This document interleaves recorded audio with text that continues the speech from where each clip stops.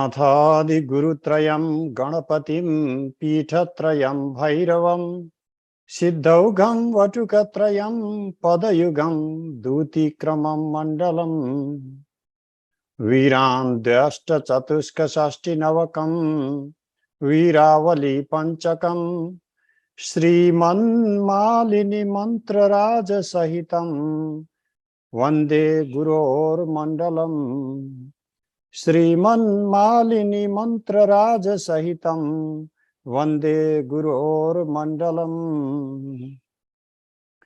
Respected audience, you have to forgive me today because I thought my talk was tomorrow.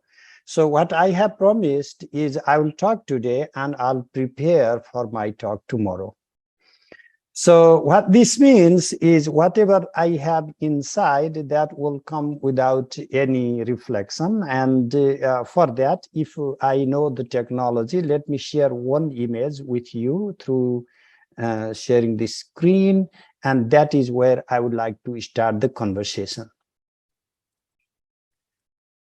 This is the image of Tripura Sundari in the main Tripura Sundari temple in Bhaktapur.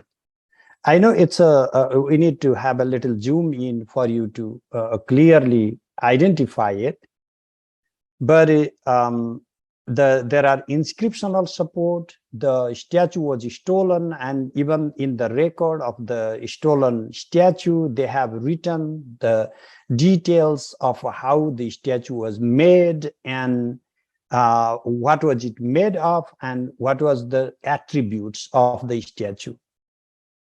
The same applies to when the statue was stolen and when they remade the statue, then they made exactly the same statue, and this is the new statue that they have made. For anybody, and I know that every single person in this audience has a fair idea about what Tripura Sundari looks like, her attributes. She has many, many manifestations, but basically she would have the, emblematic sugarcane bow. She would be carrying a gourd and a rope, and arrows in her fully manifest form, or at least in her bala form, the rope and the gourd, pasha and ankusha, and vara and abhaya mudras, the gestures of protection and blessing. So let's go closely to the current image I'm sharing with you. In this image, what you can see is the goddess is carrying a skull cup and chin mudra, the gestures like this, and then she on her right hand up is carrying a rosary, a counting beads, and the left hand up is a trident. Why this detail is very important? You might first make, okay, maybe these guys did not know what the image of Tripura Sundari looks like. And that is a very unjust type of assessment, because these guys actually knew. And knew more, a lot more actually. And they have had Tripura Sundari manuals starting from 12th century, the largest amount of Bhamakeshwara Tantra manuscripts found in Nepal. And why is this image important for our conversation right now? It is because so no need to keep sharing right now anymore. So why is this image significant for this conversation? In Nepal, tantrics do many things. One is, common thing is the deity name for the public is one thing, and for the ritualists, for the priests, the deity worshipped inside is something else. The manual shared for the public is one thing. The manual shared privately is something else. How do we get to know the esoteric heart of Tantra? Sometimes you have to relate to the mantras, what mantras are used in the temple. Sometimes you have to relate to the statue, the particular image of the deity, and other times you have to simply correlate the deity with the surrounding divinities in the mandala or within the temple complex. So in this particular case, if you now go and look at the imagery of Parapara, you will find, except for two gestures different, like if she's visualized in 6 arms and now here only in 4 arms, you'll find the goddess identical or matching. These iconographies teach us that there is a greater fusion of the Trika system with the Tripura Sundari tradition in Nepal as it stands. Alexis Sanderson, in his essay on the visualization of the Trika deities, has already traced many years, many decades back, the connection of Siddhi Lakshmi in Nepal with the Kala Sankarshini or chroma divinities from Kashmir. With these 2 little hints, I would like to add one more indicator to trace the originality of the tradition, that when you look into the Trika, the Bhairavas associated with the Trika deities, for the Bhairava Sadbhava, Ratishekara, and Navatman. Navatman actually is the Bhairava for the central 32-letter Mula mantra of Kubjika. So this makes it a little complicated, because now with the Apara, the Bhairava of Apara goddess is also the Bhairava of Kubjika in her 32-letter mantra form.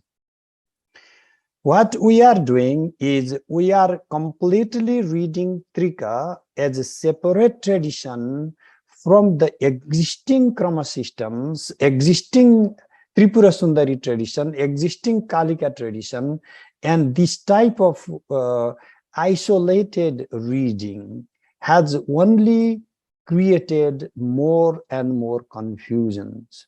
So my only one point appeal to all the Shakta sadhakas is to look through all different amnayas, or we need to have the Sarvamnaya approach if we sincerely want to consult how the tantric system evolved and how tantric practices have interspersed from one tradition to another, from one amnaya to the next.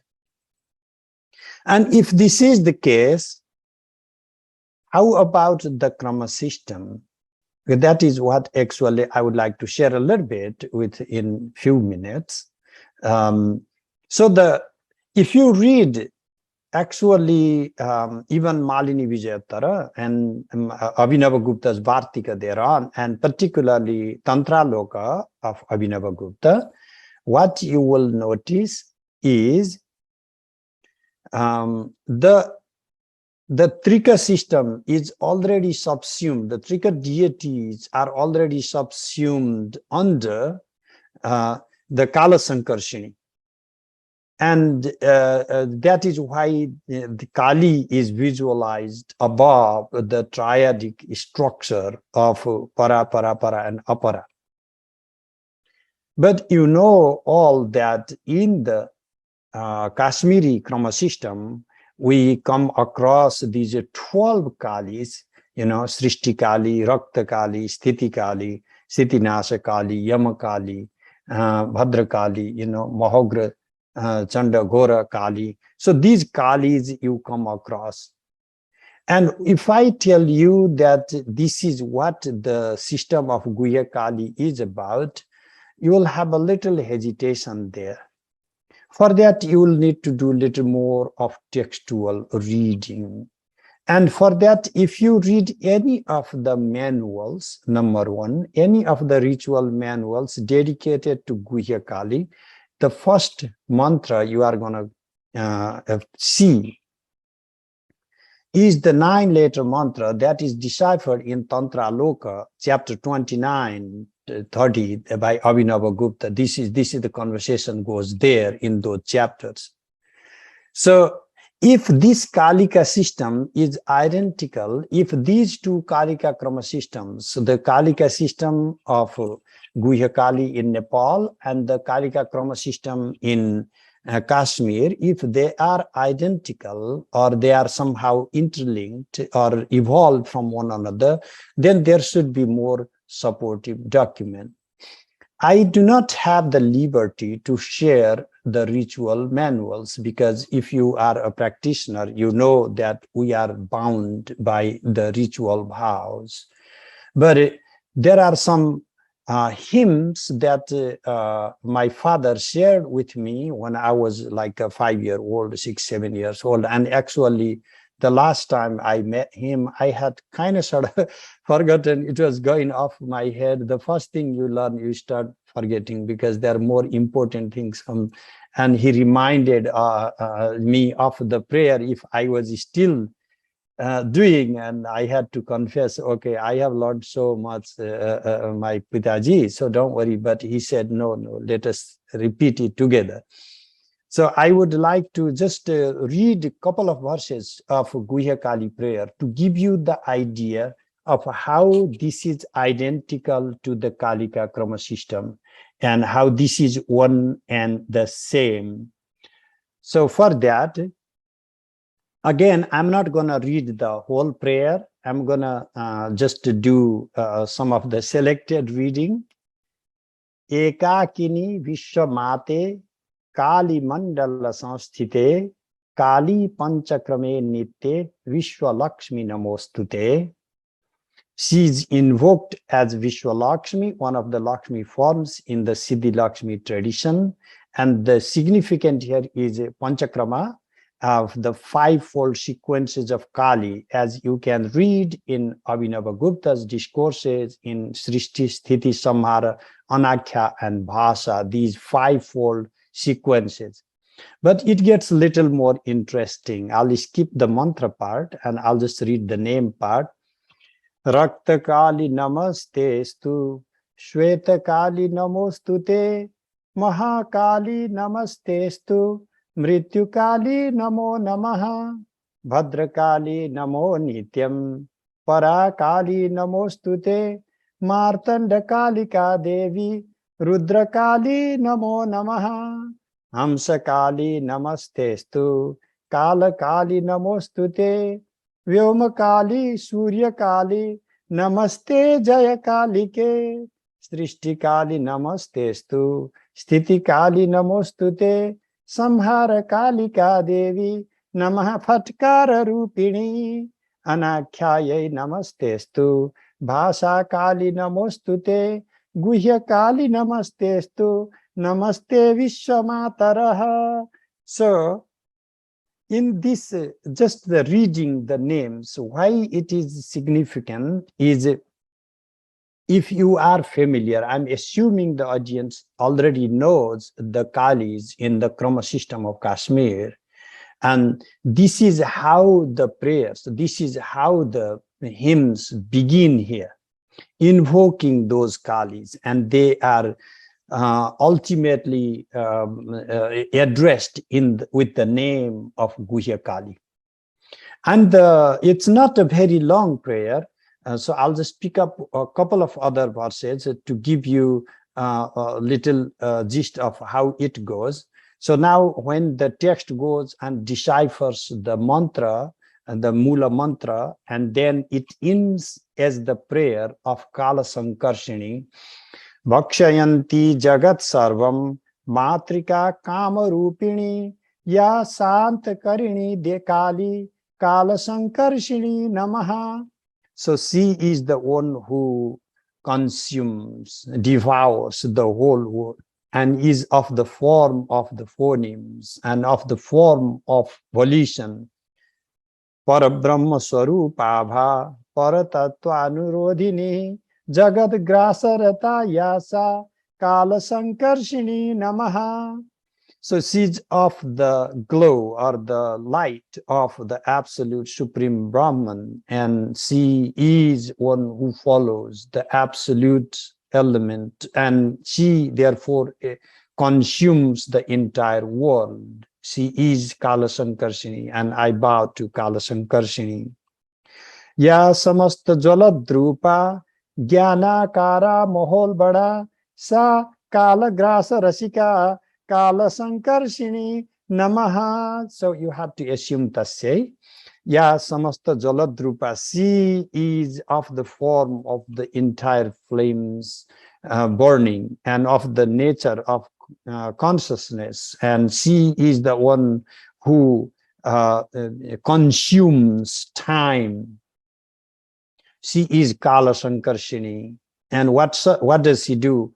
Alata Chakravad Vishwam Kridartham Brahmyate Yaya Tam Kala Grasa Rasikam Kala Kalim Namamyaham. She is the one who spins around the world like a firebrand and as a sport, and she is the one who has the sport to consume time. She is the Kali who also devours death and time.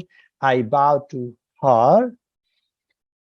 Brahmanda Koti Lakshani Bhasmasat Kurute Yaya Tam Kalagrasa Rasikam Guhyakalim Namamyaham. So who decimates all the millions of the worlds, and one who enjoys consuming time, I bow to Guhyakali. So this is in the form of the prayer to Guhyakali. Why I found this significant, why I found this important to let you know, is because it demonstrates a continuity of chroma. It shows that within Guhyakali, the entirety of the chroma system that we know as a part and parcel of the Kashmiri Shaivism or Kashmiri chroma system is kept alive.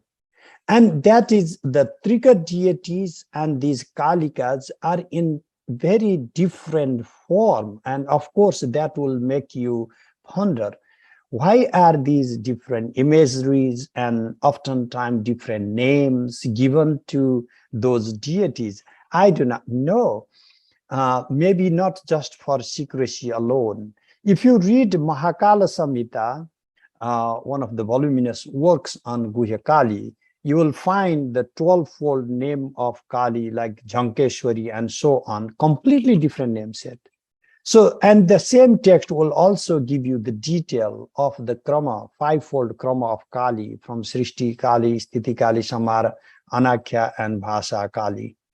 So, what do we learn from this? If we are talking about the tradition, that sometimes if the deity names have been changed, we have to go back to the ritual manuals. We have to look into the mantric orders, the mantra systems, and sometimes mandalas help us to explore if the deity mandalas are matching or are at least somehow interconnected, appear to have higher sense of resemblance.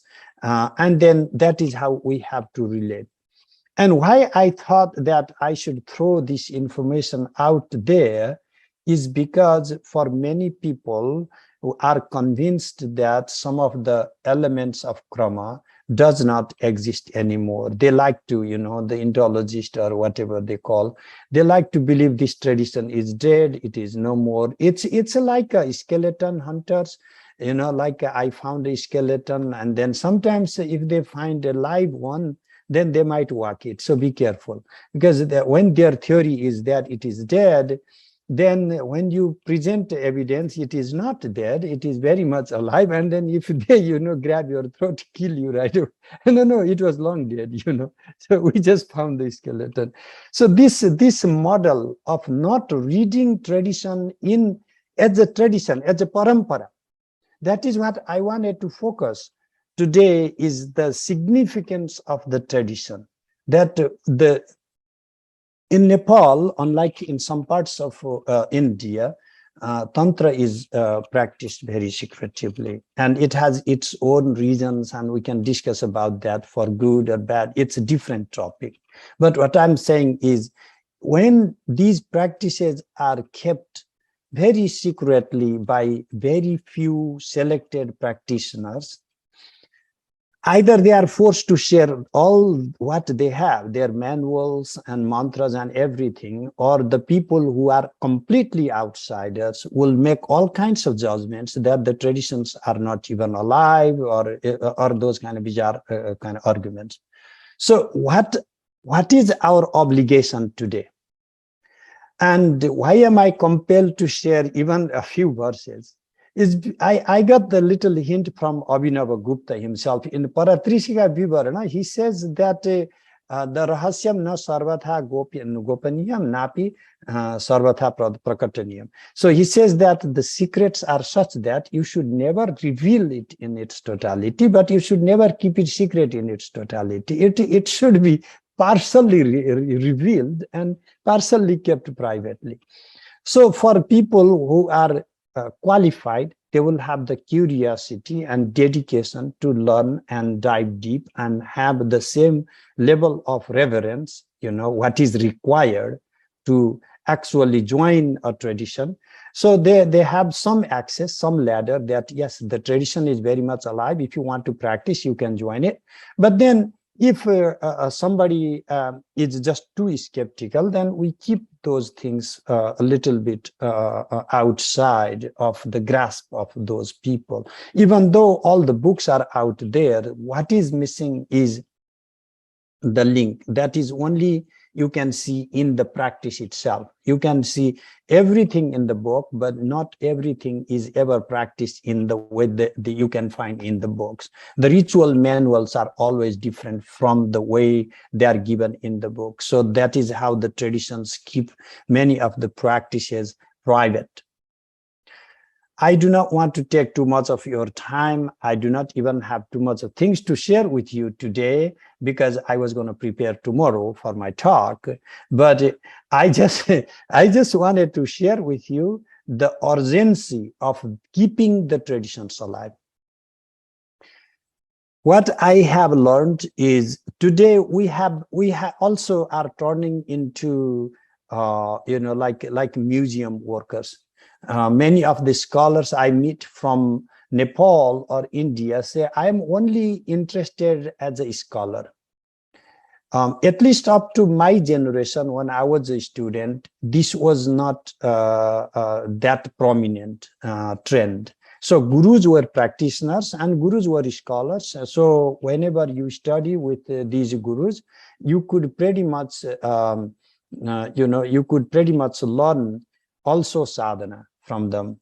And these days, people just want to edit the book, the manuscripts, and talk a little bit about it and, become a professor here or professor there, and actually know absolutely nothing about its practice because they are not interested in those things. I understand that. They may not be qualified to practice either. But what would happen to us if we sincerely value these things? Now we have like 10 million folios or something like that in Nepal, all these scanned by German research project and so forth.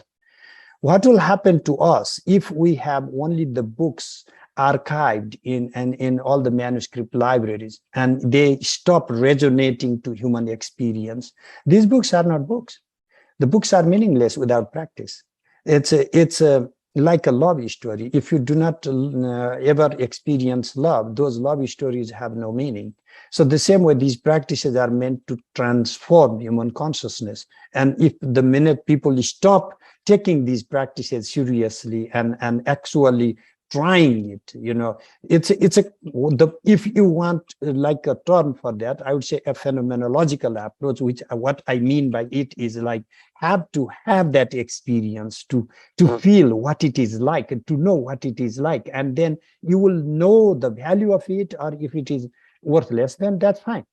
But when you are not willing to have that system within yourself, to experience it, to feel it, and then you are simply reading books, it's like reading like 1,000 literature on swimming, or like, dance, how to dance moves, all the Bharatanatyams, you have every single move recorded and memorized. That doesn't make you a dancer. You have to learn, you have to practice. So these tantras, these are like that. These are based on manuals and practiced in a tradition, like by an adept, like a teacher to a student. And there is nothing, nobody should feel embarrassed, to actually sincerely learn these things. So this is all I have to share with you. If there is still a little few minutes, you can ask questions, and you can keep asking questions as long as time allows. But I'll just stop my little chat conversation here. Thank you so much.